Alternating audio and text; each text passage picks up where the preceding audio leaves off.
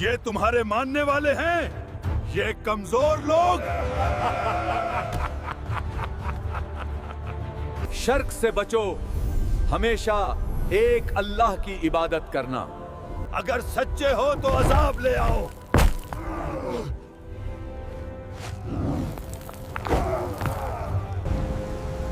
آج اللہ کے عذاب سے کوئی نہیں بچا سکتا۔ میں پہاڑ پر چڑھ کر بچ جاؤں گا۔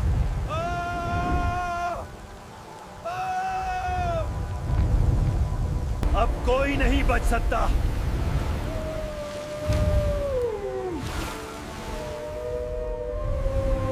ہمیں تمہاری بات سمجھ نہیں آتی اور نہ ہی سمجھنا چاہتے ہیں۔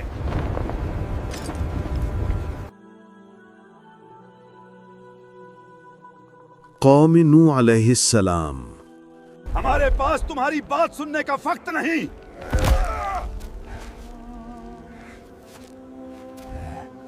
خاموش رات کے تاریک پردے میں سمندر کی بے چین لہریں کسی آنے والے طوفان کی آہٹ دے رہی تھیں، مگر یہ کہانی طوفان کے آغاز سے نہیں بلکہ اس قوم سے شروع ہوتی ہے جسے اللہ تعالیٰ نے زمین پر بسایا، نعمتیں دیں، درخت دیے، جانور دیے، پانی کے چشمے جاری کیے، مگر جنہوں نے اپنے پیدا کرنے والے کو بھلا دیا۔ یہ ہمارے معبود ہیں، ہم انہیں کبھی نہیں چھوڑیں گے۔ ہمارے بزرگ اسی طرح عبادت کرتے تھے۔ یہ قوم نوح تھی۔ اے میری قوم، اللہ کی عبادت کرو، وہی تمہارا رب ہے۔ زمین کی وہ آبادی جو آدم علیہ السلام کے بہت بعد نسل در نسل پروان چڑھی۔ یہ لوگ طویل عمر پاتے، طاقتور جسم رکھتے، مضبوط ہاتھوں سے بلند و بالا عمارتیں بناتے، کھیت آباد کرتے، باغ تیار کرتے، لیکن ان کے دل آہستہ آہستہ پتھر بنتے گئے۔ پہلے یہ لوگ نیک تھے، ان میں بزرگان دین تھے، عبادت گزار تھے۔ جب وہ بزرگ فوت ہوئے تو قوم نے ان کی یاد میں مجسمے بنا لیے۔ مقصد صرف یہ تھا کہ یاد رہے، بھٹک نہ جائیں، مگر شیطان انسان کو ہدایت کے پردے میں ہی گمراہ کرتا ہے۔ یہ ہمارے معبود ہیں، ہم انہیں کبھی نہیں چھوڑیں گے۔ شیطان نے سرگوشی کی، یہی لوگ تھے جن کے وسیلے سے بارشیں اترتی تھیں، انہیں پکارو۔ اپنے معبودوں کو مت چھوڑنا تھا۔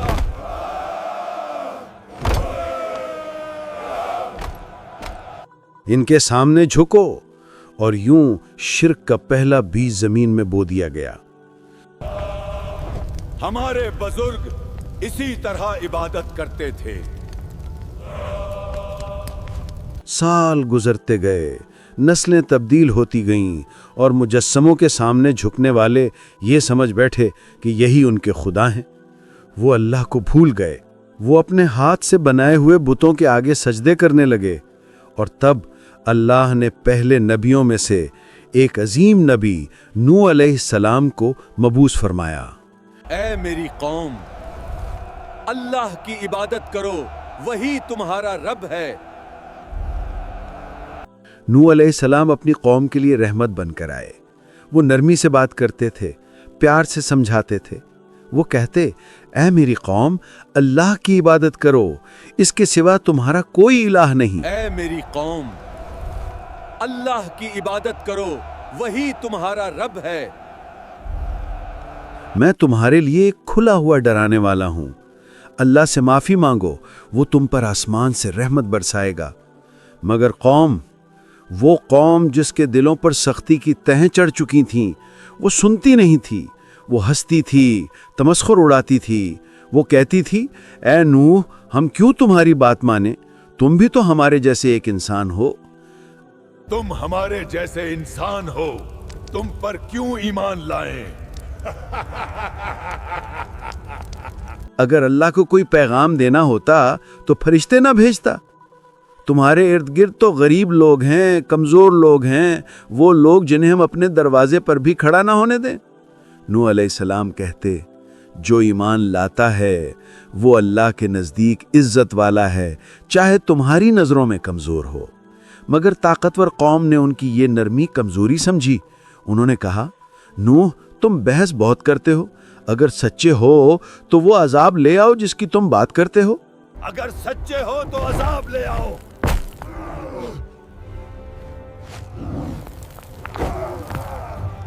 اس کے باوجود نوح علیہ السلام نے ہمت نہ ہاری۔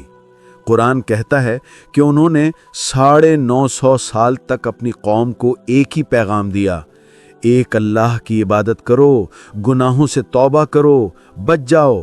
وہ کبھی دن میں سمجھاتے، کبھی رات میں، کبھی کھلے عام، کبھی چھپ کر۔ وہ دروازے کھٹکھٹاتے، گھروں میں جاتے، کھیتوں میں جاتے، بستیوں میں جاتے، ہر جگہ ایک ہی بات کہنے کے لیے، اللہ کی طرف آ جاؤ، تمہارے لیے دنیا بھی بہتر ہو جائے گی اور آخرت بھی۔ لیکن قوم کا تکبر بڑھتا جا رہا تھا۔ کچھ لوگ انگلیوں سے کان بند کر لیتے تھے۔ میری بات سنو، اللہ تم پر رحمت کرے گا۔ کچھ اپنے کپڑے منہ پر ڈال لیتے تھے کہ انہیں نوح کی بات نہ سننی پڑے۔ کچھ انہیں دھکے دیتے تھے، کچھ انہیں جھلک دیتے تھے، اور ایک دن بات یہاں تک پہنچ گئی کہ سرداروں نے باقاعدہ اعلان کر دیا، نوح کو چھوڑ دو، اپنے خداؤں کو نہ چھوڑنا۔ ود، سوا، یغوس، یعوق اور نصر، یہ وہی بت تھے جنہیں ان کے بڑوں نے شروع میں صرف یادگار کے طور پر بنایا تھا، اور آج وہ قوم کے خدا بن چکے تھے۔ یہ ہمارے معبود ہیں، ہم انہیں کبھی نہیں چھوڑیں گے۔ نوح علیہ السلام مسلسل دعا کرتے، اے میرے رب، میں اپنی قوم کو بلاتا ہوں لیکن وہ اور بھاگ جاتے ہیں۔ میں انہیں کہتا ہوں کہ اللہ تمہیں معاف کرے گا، روزی دے گا، بارش برسائے گا، مگر وہ سننے کو تیار نہیں۔ اللہ سے معافی مانگو، وہ تمہیں رزق بھی دے گا اور بارش بھی۔ بہت عرصے تک اللہ نے انہیں مہلت دی، مگر جب ظلم، تکبر اور شرک اپنی آخری حد کو پہنچ گیا تو وہی نازل ہوئی، اے نوح، اب کوئی ایمان نہیں لائے گا سوائے ان کے جو پہلے ایمان لا چکے۔ اب تم کشتی بناؤ اور ظلم کرنے والوں کے بارے میں مجھ سے بات مت کرنا۔ اے نوح، اب کشتی پناؤ۔ یہ اللہ کے فیصلے کا اعلان تھا۔ نوح علیہ السلام نے فوراً حکم کی تعمیل شروع کی۔ کھلے میدان میں ایک بڑی کشتی کی تیاری کا آغاز ہوا، ایک ایسی کشتی جو صرف لکڑی اور کیلوں سے نہیں بلکہ اللہ کے حکم سے بن رہی تھی۔ قوم کے سردار اس جگہ سے گزرتے، رکتے اور قہقہے لگاتے، اوہو، دیکھو نوح کو، صحرا کے بیچ میں کشتی بنا رہا ہے، کیا اب بارش زمین سے نکلے گی؟ کیا تم پاگل ہو گئے ہو؟ نوح علیہ السلام پورے صبر سے جواب دیتے، آج تم ہم پر ہنستے ہو، مگر جلد وہ وقت آئے گا جب ہم تم پر ہنسیں گے۔ آج تم ہنس رہے ہو، کل ہم ہنسیں گے۔ دن گزرتے گئے، مہینے گزرتے گئے، سال گزرتے گئے، کشتی تیار ہو گئی، ایک عظیم الشان جہاز جس کی چوڑائی، بلندی اور طاقت اللہ کے حکم سے تھی۔ پھر نوح علیہ السلام کو حکم ملا، ہر جانور میں سے نر اور مادہ لے لو اور اپنے گھر والوں کو اور ان لوگوں کو جو ایمان لائے ہیں سوار کر لو۔ سوار ہو جاؤ، اللہ کا حکم آ چکا ہے۔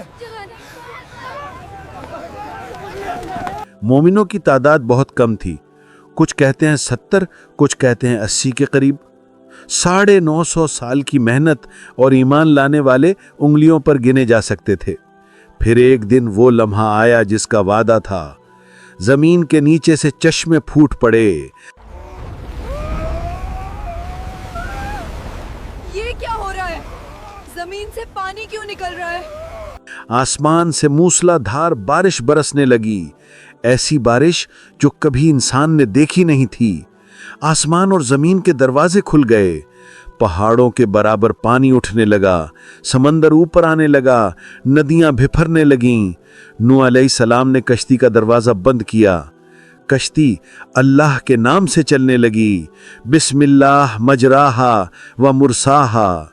यानी अल्लाह के नाम से इसका चलना भी है और ठहरना भी। बिस्मिल्लाह मिदरहा व मरसहा। कश्ती लहरों के साथ उठती गिरती मगर अल्लाह के हुक्म से महफूज रहती। तूफान इस शिद्दत से आया कि पहाड़ भी डूब गए, बस्तियां मिट गईं। वो लोग जो नूह पर हंसते थे वो उस दिन बेबसी से आसमान की तरफ हाथ उठाते थे, मगर वक्त गुजर चुका था। नूह अलैहिस्सलाम का अपना बेटा भी पहाड़ की तरफ भागा। नूह ने आवाज दी, ऐ मेरे बेटे, हमारे साथ सवार हो जाओ, काफिरों के साथ ना हो। उसने जवाब दिया, मैं किसी पहाड़ में पनाह ले लूंगा। ऐ मेरे बेटे,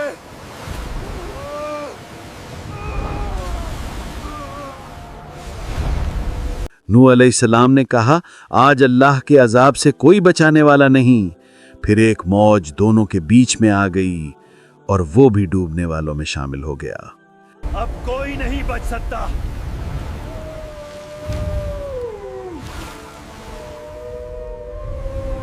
दिनों तक पानी आसमान की बुलंदियों तक चढ़ता रहा। फिर अल्लाह ने जमीन को हुक्म दिया, ऐ जमीन अपना पानी निगल ले, ऐ आसमान रुक जा। पानी कम होने लगा। कश्ती एक पहाड़ पर जा ठहरी जिसे आज जूदी कहा जाता है। जमीन पुरसुकून हुई, आसमान साफ हुआ। नूह अलैहिस्सलाम ने सजदा किया। अल्लाह का शुक्र है। अल्लाह ने फरमाया, ऐ नूह, सलामती और बरकतों के साथ उतर जाओ, तुम पर भी और तुम्हारी नस्लों पर भी। कौम नूह खत्म हो गई थी, मगर ईमान की नई नस्ल इसी कश्ती से जमीन पर फैली। और आज हम सदियों बाद जब ये कहानी सुनते हैं तो ये सिर्फ माजी नहीं, ये एक पैगाम है। पैगाम ये कि कौमें बड़ी हो जाएं, मजबूत हो जाएं, ताकतवर हो जाएं, लेकिन जब तकब्बुर आ जाए, जब अल्लाह की बात भुला दी जाए, जब नबियों की नसीहतों को मजाक बना दिया जाए, तो फिर वो अंजाम सामने आ खड़ा होता है जिसने कौम नूह की बस्तियों, दरख्तों, महलात और पहाड़ों को मिटा दिया।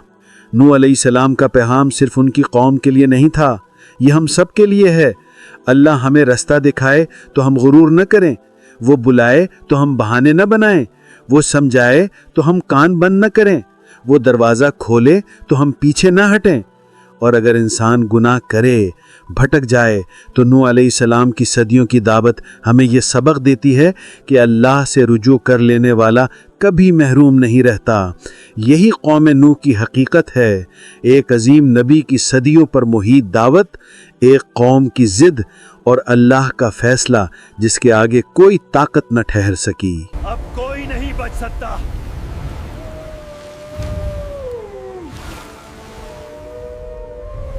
हम तबाह हो गए।